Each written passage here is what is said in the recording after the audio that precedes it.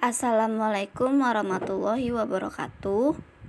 Perkenalkan, nama saya Bahjatul Arifah, NPM 2018 01 500 493. Dalam video kali ini, saya ingin mencoba menjelaskan tentang layanan konseling perkawinan dan keluarga. Dalam latar profesi bimbingan dan konseling di Indonesia, belum terlalu jelas dan spesifik siapa yang berhak disebut konselor profesional dalam bidang konseling perkawinan dan keluarga. Karena itu, kami berpendapat bahwa salah satu jenis konselor yang dapat memberikan layanan konseling perkawinan dan keluarga adalah konselor sekolah, atau sering kita sebut dengan guru BK.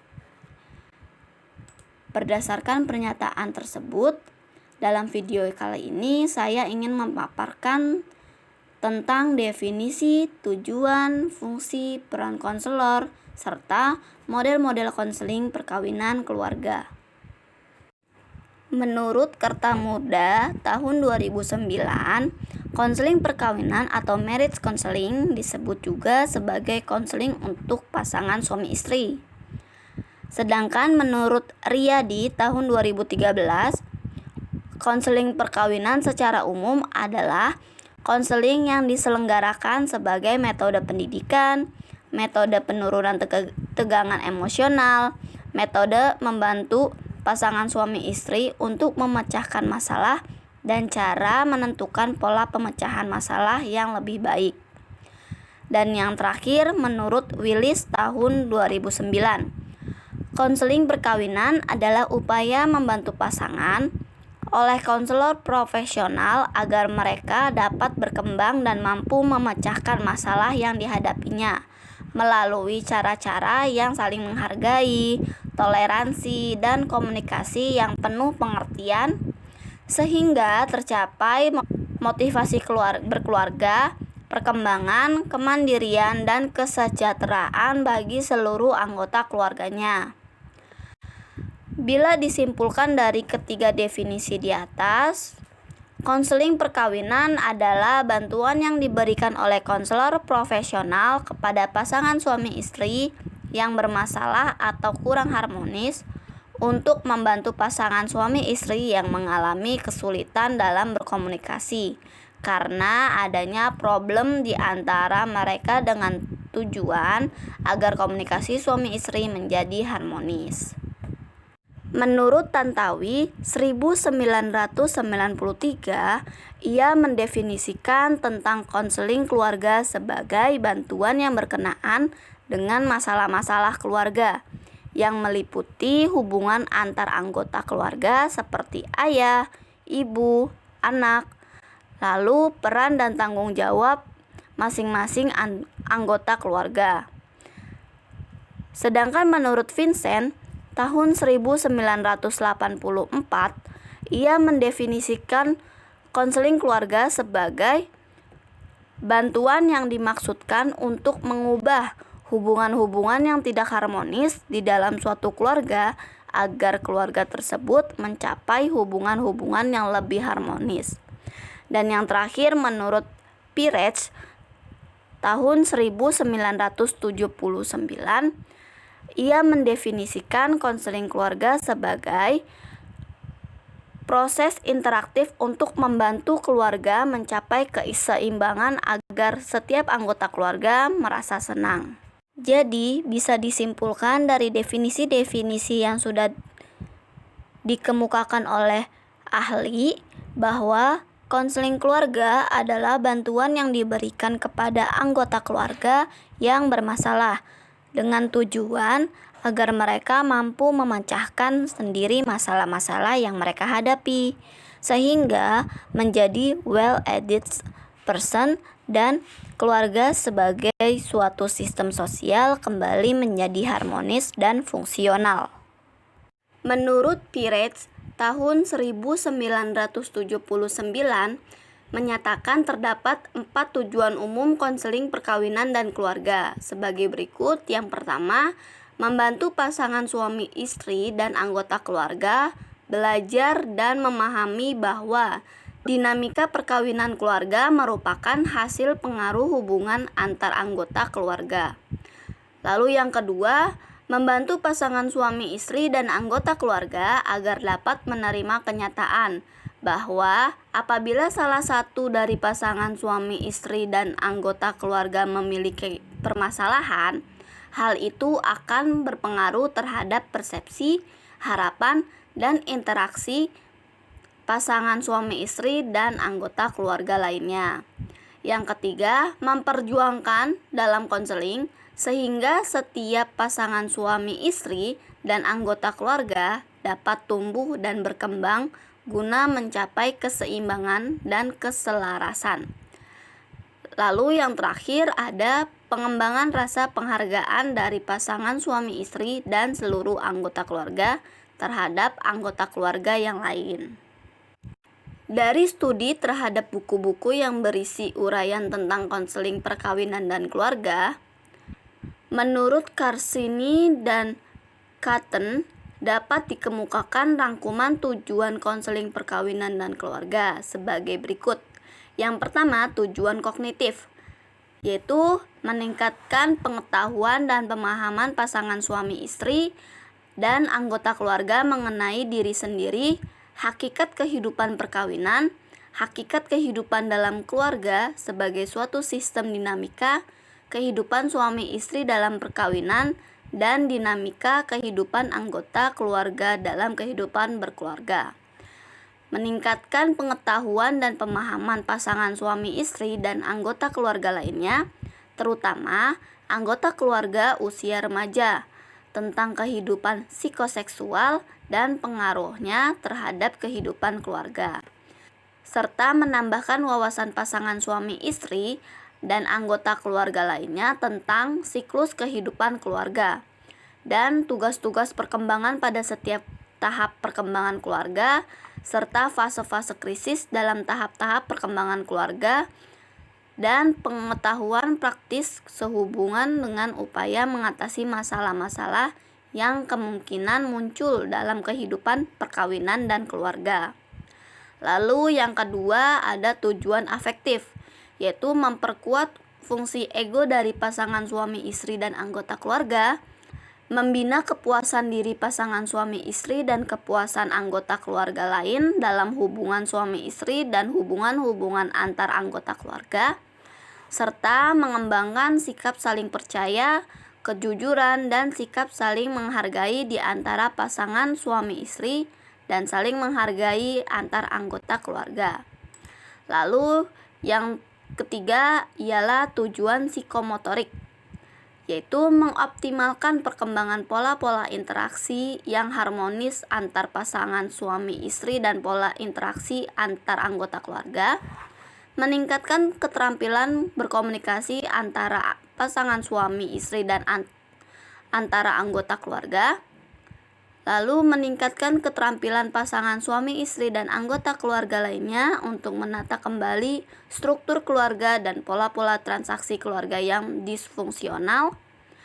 Lalu ada mengubah perilaku-perilaku yang disfungsional dalam upaya mengurangi problem dalam perkawinan dan keluarga.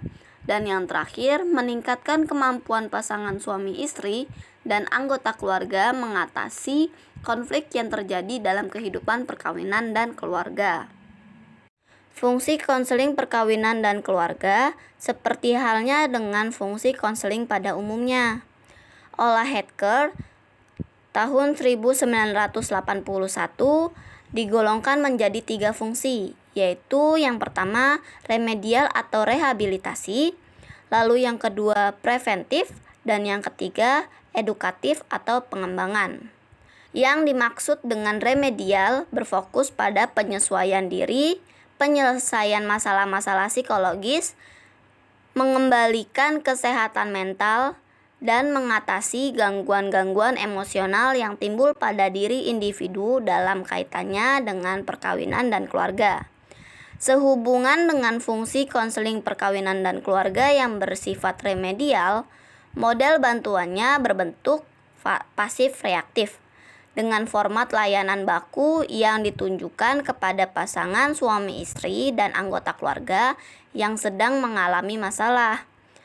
Model pasif reaktif ini sangat sedikit berbuat, mengabaikan pencegahan, dan bergantung kepada kebutuhan-kebutuhan yang mendesak konseli untuk mempertahankan hidupnya. Munculnya kesadaran akan terdapatnya kelemahan-kelemahan dalam model bantuan konseling perkawinan dan keluarga yang berbentuk pasif reaktif memungkinkan konselor keluarga menciptakan suatu bentuk bantuan baru. Bantuan itu berupa intervensi lebih dini terhadap kehidupan perkawinan dan keluarga. Lalu yang kedua ada fungsi preventif. Fungsi preventif ini adalah suatu upaya untuk melakukan intervensi mendahului kesadaran atau kebutuhan pemberian bantuan. Intervensi haruslah mendahului kebutuhan akan konseling atau terjadinya masalah pada diri individu dalam kehidupan perkawinan dan berkeluarga. Upaya preventif meliputi pengembangan strategi-strategi dan program-program yang dapat digunakan untuk mengantisipasi dan mengelakkan resiko-resiko hidup yang tidak perlu terjadi. Misalnya, pemberian informasi tentang proses pembentukan keluarga, pemilihan jodoh, pacaran yang sehat, masalah-masalah dinamika kehidupan keluarga, dan semacamnya. Lalu yang terakhir adalah fungsi edukatif atau pengembangan. Dari fungsi edukatif atau pengembangan ini dalam konseling perkawinan dan keluarga berfokus pada membantu pasangan suami istri dan anggota keluarga meningkatkan atau mengembangkan keterampilan-keterampilan dalam kehidupan perkawinan dan keluarga, membantu mengidentifikasi dan memecahkan masalah-masalah perkawinan dan keluarga, dan membantu pasangan suami istri dan anggota keluarga melalui rentang kehidupan berkeluarga. Untuk keperluan jangka pendek, konseling perkawinan dan keluarga berfungsi membantu pasangan suami istri dan anggota keluarga mendalami dan menjelaskan nilai-nilai diri yang dimilikinya, menjadi lebih tegas, mengendalikan kelemahan, meningkatkan keterampilan komunikasi antar pribadi dan kehidupan berkeluarga, menentukan arah dan tujuan perkawinan dan keluarga, serta menghadapi kesepian dan masalah-masalah semacamnya. Brown 1991 menyatakan bahwa peranan konselor dalam konseling perkawinan dan keluarga dapat diklasifikasikan menjadi dua peranan, yaitu selaku konduktor dan selaku reaktor. Maksud dari selaku konduktor ialah konselor sangat dominan atau direktif dalam proses konseling atau lebih banyak berperan sebagai pemimpin.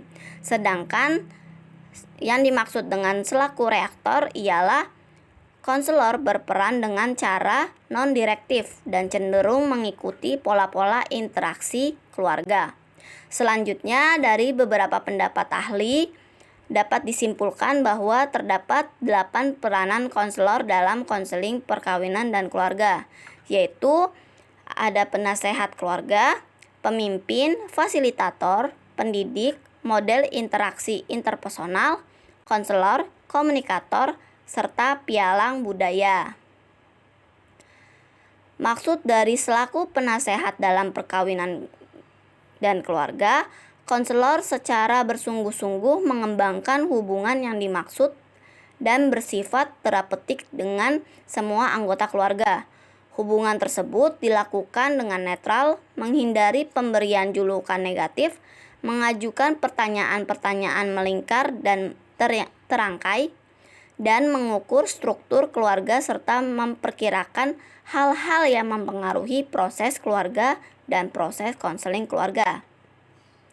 Lalu, selaku pemimpin, konselor menjadi pengarah dan mitra kerja pasangan suami istri dan anggota keluarga dalam proses konseling perkawinan dan keluarga. Sebelum mengembangkan kerjasama terapeutik, konselor terlebih dahulu bekerja sama dengan salah seorang pasangan suami istri dan anggota keluarga untuk menciptakan ketidakseimbangan dalam sistem keluarga. Setelah itu, baru menciptakan perubahan-perubahan. Ketidakseimbangan akan mendatangkan stres, dan stres inilah yang akan ditangani konselor. Selanjutnya, selaku fasilitator konseling. Konselor aktif memfasilitasi pelaksanaan konseling perkawinan dan keluarga dengan perasaan-perasaan yang menyenangkan, bebas, saling membantu, dan saling mempertemukan pandangan-pandangan dan sikap-sikap kepribadian dengan cara yang menyenangkan.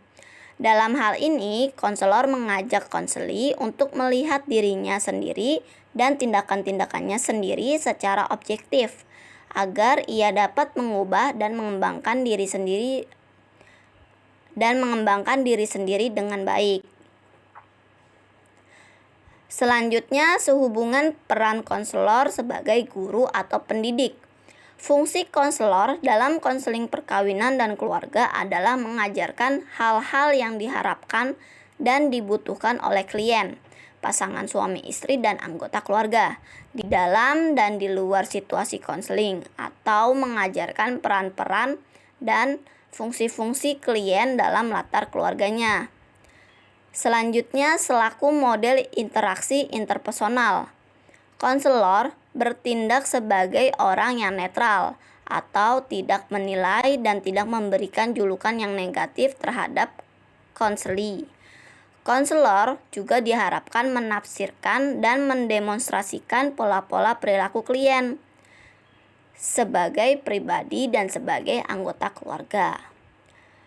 Lalu selanjutnya ada selaku komunikator.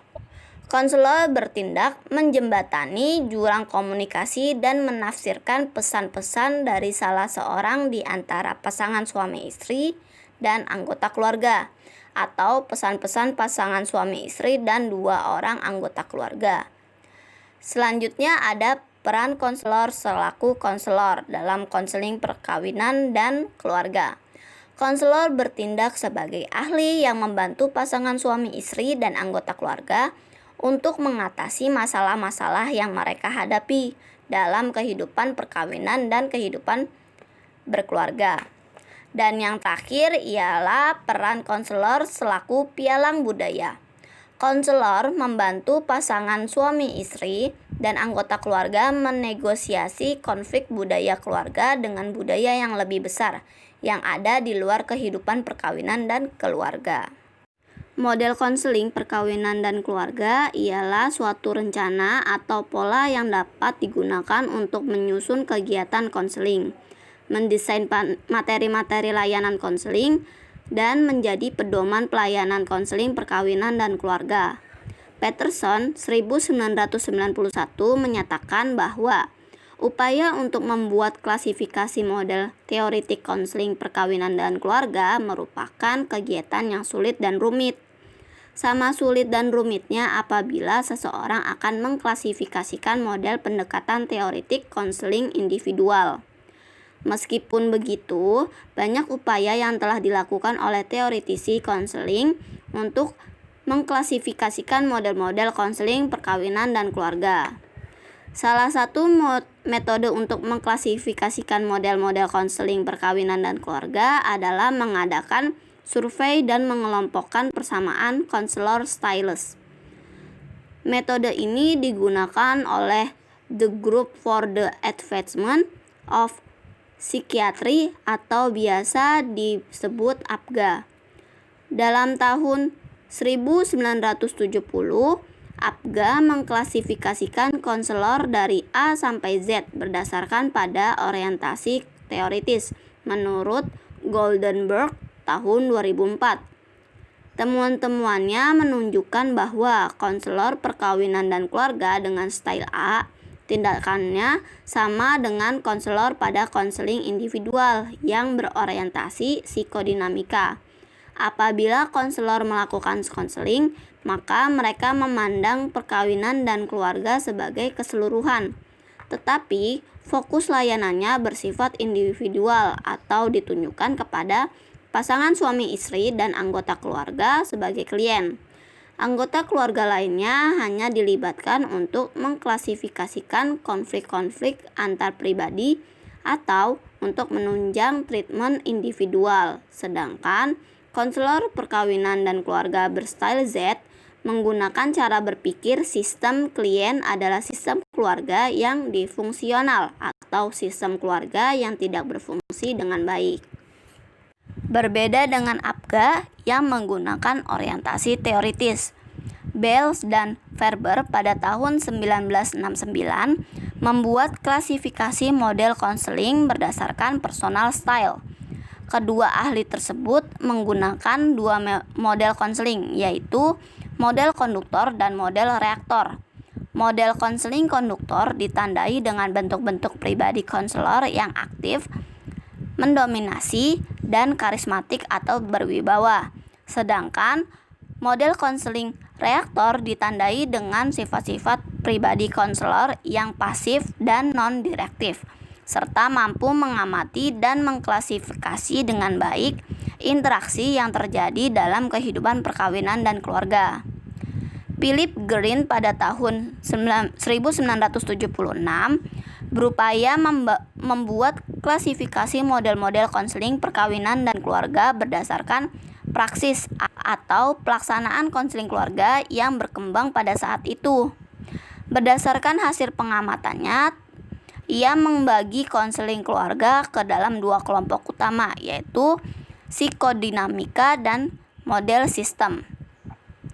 Model konseling yang termasuk kategori psikodinamika meliputi 1. Konselor yang menggunakan pendekatan individual sama dengan posisi A dalam laporan APGA, lalu lebih berorientasi psikoanalisis. Layanan konseling bersifat konsultasi dan bertujuan informasional sesuai dengan kebutuhan individual sebagai klien. Yang kedua, konselor yang menggunakan pendekatan kelompok menganggap keluarga sebagai suatu kelompok yang alamiah. Dalam hal ini, konselor bertindak sebagai pengarah dan pengamat yang mengklasifikasi atau menginterpretasi kejadian-kejadian yang berlangsung selama sesi konseling. Yang ketiga, konselor yang agresif, direktif, dan ahli yang secara nyata melakukan layanan konseling perkawinan dan keluarga yang berorientasi pada psikoanalisis. Dan yang keempat, pendekatan eksperimental dilakukan oleh konselor yang berusaha untuk